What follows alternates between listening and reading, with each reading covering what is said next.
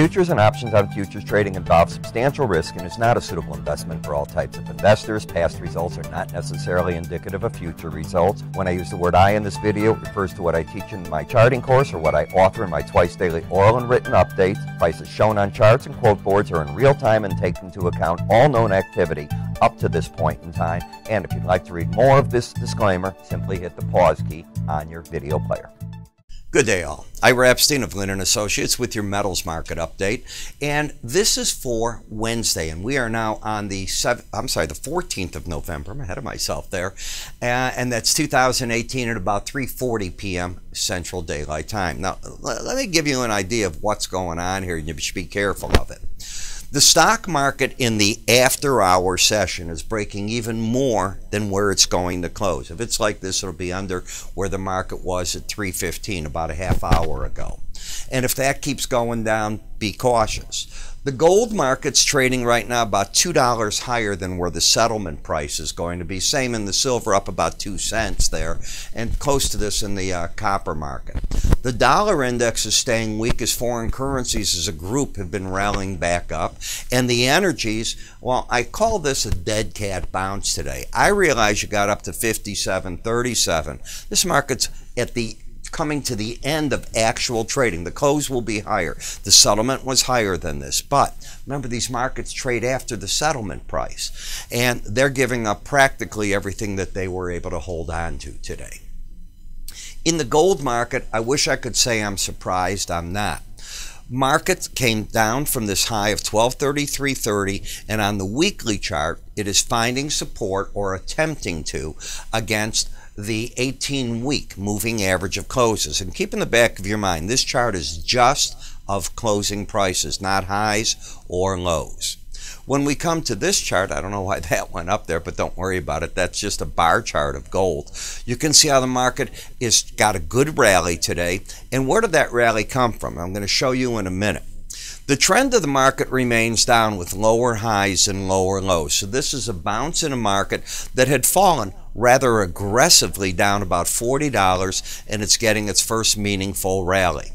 The resistance of the market comes in between, in my opinion, at least the 100-day moving average of closes and the 18. That's where I think the bears will be waiting for the market if they get there. I think the bears would throw in the towel if you got over 1237 or 1237.80 actually, and say, wait a minute, what's going on? That big break, it's all of a sudden gone in the market.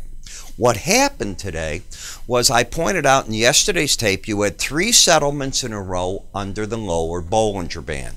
It gave today, coming in, a 2% chance, the way that I do the math, that it would stay under that number. Now let me explain that. 95% of the time the market trades within the Bollinger Bands. I've discovered other techniques within Bollinger Bands and slow stochastics that the original developers did. And I can put as a rule of thumb that each of the days under consecutively take away one of those percentage points. Now, what do you do if it goes to 6 days in a row? So what? The fact that you stayed under 3 days in a row tells you the market was quite bearish there. Now the market's just lifting, and we'll have to see where it goes into that resistance. At the same time, it's oversold. So when you have a market that's oversold and you have a 2% chance of staying under the band, it doesn't mean you're going to get a hard rally like today, but I think a lot of traders just take money off the table looking to come back in. If you come to the GLD, if you'll notice the difference between this and where the 100-day average of close, I did say it right, the green line is, in this market, you came right up to it. You didn't do it in the futures market. This market, if it can clear that, then the 18-day average becomes the resistance point. When we come to GDX, the market did find some support, good support, at the lower Bollinger Band and has bounced. Resistance is still at the 1926 level, and I don't see anything on this chart that would turn this rally bullish just at this point. Doesn't mean it can't happen, I just don't see it as a chartist. The gold-silver ratio still is not signaling that base metals are ready to come up. Silver today gained back a fraction on gold, and like the gold that had 3 days in a row underneath the lower Bollinger Band, today it got back up and will settle over it. If you take out today's lows, be it tomorrow or Friday, it could be a very bad sign on this chart. I mean, remember how we're correcting now in crude? You're getting a massive upside in natural gas. The stock market's been falling apart on things. Everything's repricing. That could go into a repricing if that occurred. Not saying it will. I'm saying it's a chart as what it could do. That's all. In the copper market, the resistance point, as I see it's the 18-day average of closes. I see momentum pretty flat right here, trying to pick up a little bit. The news out of China today wasn't bad. Their industrial production was 0.2 higher than the market had anticipated. And of course, the good news down the road would be if the President Trump and Premier Xi got along in terms of telling their staffs to actually make a trade deal, but both have to give up something. I'm not saying that's on the table. I don't know. In the platinum market, this is an area where I think the shorts were trying to take some money off the table today against the 100-day average of closes. Momentum is down. It is not yet in oversold territory, but it's a heck of a vertical decline. I think we mentioned yesterday if the market kept going down, that would be the first support. If that would give ground, the lower Bollinger Band. Let's talk resistance. Back at the 18-day average of closes. In the palladium market, the 18-day average has proven that that's the number this market's geared up on. It's trying to figure out what to do, and at the time that it's doing it, it's taking both the upper and lower Bollinger Band and just going sideways. It's building either a top or a base here.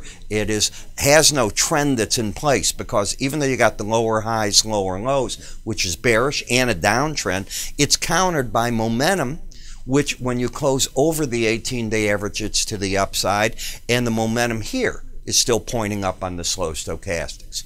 Last, the dollar index found its resistance point at the upper Bollinger Band. Surprised? I don't think you should be. Pulling back, I wouldn't be surprised if you try to base out against that 18-day average of closes. Now, Brexit. Italy moving in defiance of the EU. I'm writing about all this tonight to help you with the metal trade. So if you're interested in seeing what I write, how I write, what my commentary is, just give us a call. You can go to our website to sign up for it, or you can click up here. I'm Ira Epstein. You have a great day, and I'll see you all tomorrow.